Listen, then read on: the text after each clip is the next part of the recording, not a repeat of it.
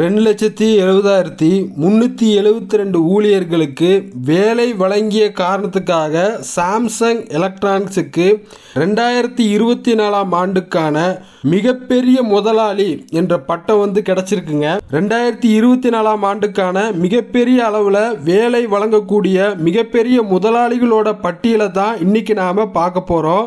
வேலை வாய்ப்பு எந்த அளவுக்கு இருக்குதோ அதை பொறுத்து தான் பொருளாதார வளர்ச்சியும் இருக்கும்.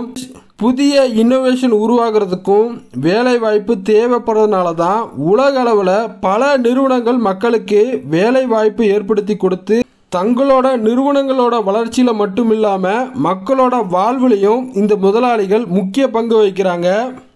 2024ஆம் ஆண்டுக்கான வேலை அளிப்பவர்கள் பட்டியலில் தென்கொரியாவை தளமாக கொண்டு செயல்படும் சாம்சங் எலக்ட்ரானிக்ஸ் 2,70,372 ஊழியர்களுக்கு வேலை வாய்ப்பு ஏற்படுத்தி கொடுத்ததால உலகின் மிகப்பெரிய முதலாளிகளின் பட்டியலில் முன்னணியில் இருக்குங்க. அதாவது வேலை வழங்கக்கூடிய நிறுவன பட்டியலில் முன்னணியில் இருக்குங்க.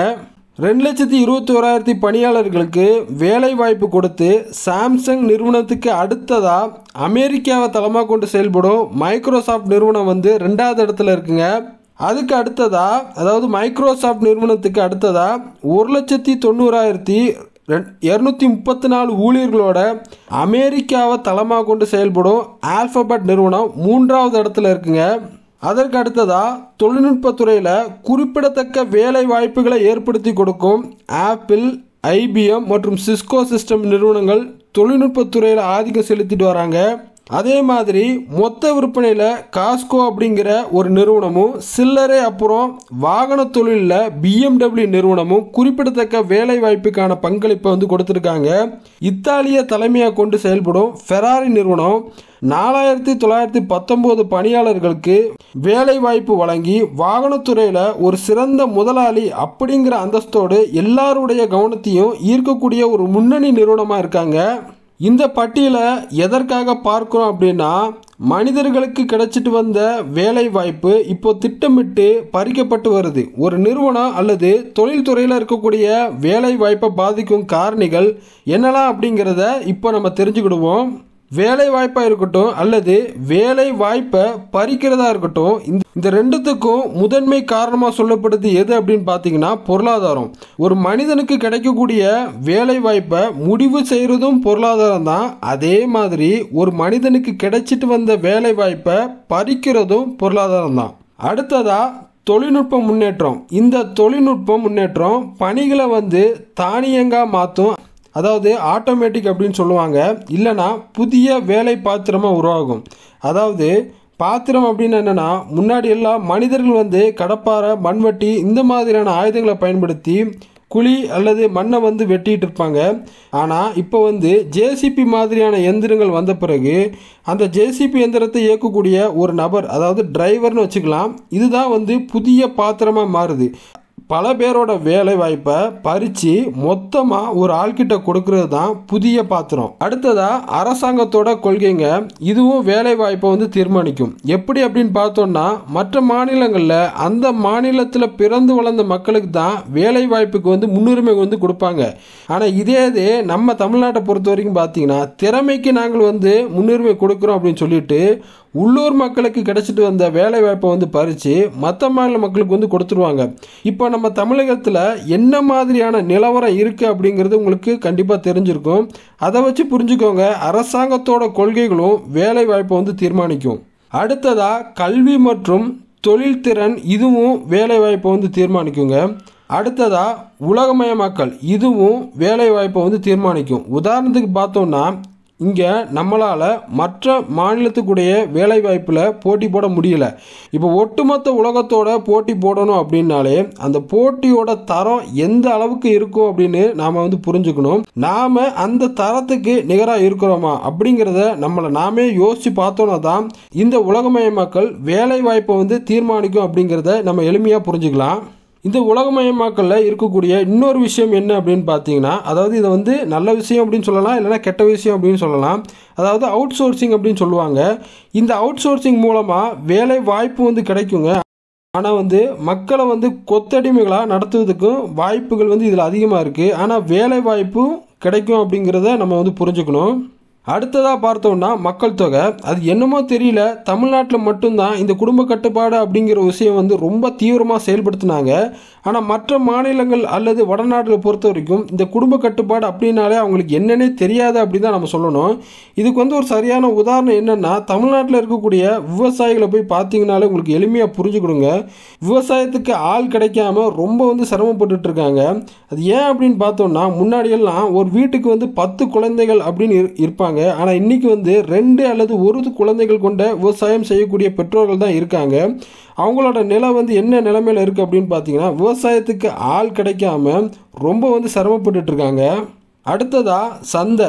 இந்த சந்தை வந்து எப்படி நம்ம வேலைவாய்ப்பை வந்து தீர்மானிக்க அப்படின்னு பார்த்தீங்கன்னா, திருப்பூரில் துணி வந்து உற்பத்தி பண்ணுறாங்க. அந்த துணிக்கான சந்தை வந்து உலகம் முழுவதும் பரவி இருக்கிறதுனால பல தொழிற்சாலைகளை வந்து அங்கே உருவாக்கி பல பேருக்கு வேலை வாய்ப்பு வந்து உருவாக்கி கொடுத்துட்ருக்கு.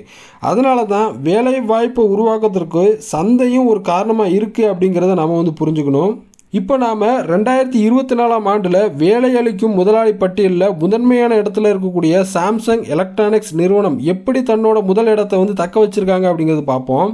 தன்னோட பணியாளர்கள் எந்த ஒரு சூழ்நிலையிலும் தன்னோட பணியிடத்திலிருந்து வெளியே போகாத வண்ணம் அவங்களுக்கு தேவைப்படக்கூடிய அனைத்து விஷயங்களையும் பணியிடத்திலேயே கிடைக்கிற வண்ணம் இந்த பணியிடத்தை வடிவமைச்சிருக்காங்க. உதாரணத்துக்கு பார்த்தோம்னா, பணியாளர்களுக்கு தேவைப்படக்கூடிய உணவை வந்து அங்கேயே வந்து கொடுத்துட்றாங்க. அது மட்டும் இல்லாமல் பணியாளர்களோட உடல் ஆரோக்கியத்தை பாதுகாக்கிற வண்ணம் உடற்பயிற்சி வசதிகளையும் பணியாளர்களுக்கு வந்து அந்த நிறுவனம் வந்து ஏற்படுத்தி கொடுக்குறாங்க. இந்த உணவும் உடற்பயிற்சி வசதியும் பணியாளர்களுக்கு ஒரு ஊக்கத்தை கொடுக்கும். ஆனால் அவங்கள செயல்படுத்துகிற விஷயம் எது அப்படின்னு பார்த்தோம்னா, பல பணியாளர்கள் ஒன்றிணைஞ்சு தயாரிப்பு தேவைப்படக்கூடிய புதிய யோசனைகளை உருவாக்குறது மட்டும் இல்லாமல் யோசனையை செயல் வடிவமாக மாற்றக்கூடிய கிரியேட்டிவ் லேப் வசதியை தங்களோட பணியாளர்களுக்கு சாம்சங் நிறுவனம் வந்து ஏற்படுத்தி கொடுத்துருக்காங்க. அது மட்டும் இல்லாமல் தொழில்முறை மேம்பாட்டை மேலும் வளர்க்குறதுக்காக தங்களோட நிறுவனங்களுக்கு இடையே பயிற்சி திட்டங்களை ஏற்படுத்துறது மட்டும் இல்லாமல் தங்கள் பணியாளர்களுக்கு உள்ளே இருக்கக்கூடிய திறமைகளையும் மற்றவர்களோடு பகிர்ந்து கொள்வதற்கான வாய்ப்பையும் சூழலையும் சாம்சங் நிறுவனம் வந்து ஏற்படுத்தி கொடுத்துட்டு வராங்க. இப்போ வந்து சாம்சங் எலக்ட்ரானிக்ஸ் பற்றிய முக்கியமான தகவலை மட்டும் பார்த்துருவோம். சாம்சங் நிறுவனம் சவுத் கொரியா நாட்டை சேர்ந்ததுங்க. இதில் மொத்தம் பணியாளர்களோட எண்ணிக்கை எவ்வளோ அப்படின்னு பார்த்தீங்கன்னா 2,70,372. Semiconductors, electronics, electrical engineering, technology, hardware உபகரணங்களில் நிபுணத்துவம் பெற்றுள்ள சாம்சங்கின் விரிவான செயல்பாடுகள் பல்வேறு துறைகளில் புதுமைகளை உருவாக்கும் போது உலகளாவிய வேலை வாய்ப்பிற்கு குறிப்பிடத்தக்க பங்களிப்பை சாம்சங் நிறுவனம் வந்து வழங்குதுங்க. அடுத்ததா உலகின் 2வது பெரிய முதலாளி யாருன்னு பார்த்தோம்னா மைக்ரோசாஃப்ட் நிறுவனம். இந்த நிறுவனம் எங்கே இருக்குது அப்படின்னு பார்த்தீங்கன்னா அமெரிக்காவில் இருக்குது. இதில் மொத்த எண்ணிக்கை பணியாளர்களோட எண்ணிக்கை எவ்வளோ அப்படின்னு பார்த்தீங்கன்னா 2,21,000. உலகத்தோட 2வது பெரிய முதலாளி பட்டியலில் வந்திருக்கக்கூடிய மைக்ரோசாஃப்ட் நிறுவனம் அமெரிக்காவை தலைமையிடமாக கொண்டு 2,21,000 தொழில் வல்லுநர்களை பயன்படுத்திட்டு வருதுங்க. தகவல் தொழில்நுட்பம், இணையம், மென்பொருள் நிபுணத்துவம் பெற்ற மைக்ரோசாஃப்டின் பணியாளர்கள் உலக அளவில் தொழில்நுட்பத்தை வடிவமைக்கிறதுல முக்கிய பங்கு வகிக்கிறாங்க. மைக்ரோசாஃப்ட் நிறுவனம் டிஜிட்டல் யுகத்தில் வேலை வாய்ப்பை மட்டும் கொடுக்காம தொழில்நுட்பத்தில் பல முன்னேற்றங்களை வழங்கக்கூடிய முக்கிய பங்களிப்பாளராக இருக்கிறாங்க.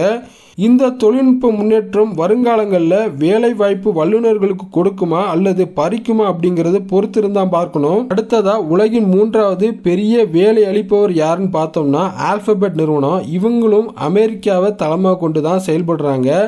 இந்த நிறுவனத்தில் 1,90,234 பணியாளர்கள் பணியில் இருக்காங்க. தகவல் தொழில்நுட்பம், இணையம், மென்பொருள் நிபுணத்துவம் பெற்ற ஆல்பபெட்டின் ஊழியர்கள் நிறுவனத்தின் பல்வேறு வகையான புதுமையான திட்டங்களுக்கும் புதுமையான முயற்சிகளுக்கும் பங்களிப்பாளர்களாக இருக்கிறாங்க. அவர்களோட பங்களிப்பின் காரணமாக ஆல்பபெட் நிறுவனம் உலக அளவில் டிஜிட்டல் கண்டுபிடிப்புகளுக்கும் வேலை வாய்ப்புகளை உருவாக்குறதுலையும் முக்கிய பங்கு வகிக்கிறாங்க.